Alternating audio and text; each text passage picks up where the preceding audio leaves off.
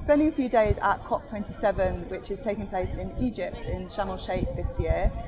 This is the annual conference where world leaders, diplomats and other important stakeholders come together to try and further some of the important and complex negotiations on global climate policy. Here on the ground, that I would just take a few moments to provide some of my observations, having been here now for a couple of days. The first is really just the scale of this event, and you can actually just see behind me there's the map of the venue.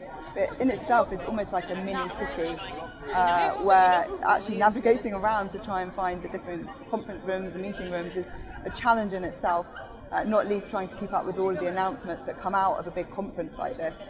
The other thing I think is just very noticeable to me is just the representation of all of the different communities and nations that are represented here at this conference, really highlighting that this is a global problem that is impacting different countries, particularly some of the emerging markets countries, in a really severe way, and the urgency of the problem is really very important part of the messaging here. The final point I make is just probably around the mood here, which it does feel a lot more sombre than Glasgow last year. I think there's a level of frustration that we saw such big announcements, particularly in the financial services industry, but we're back here a year later with little progress and emissions still rising.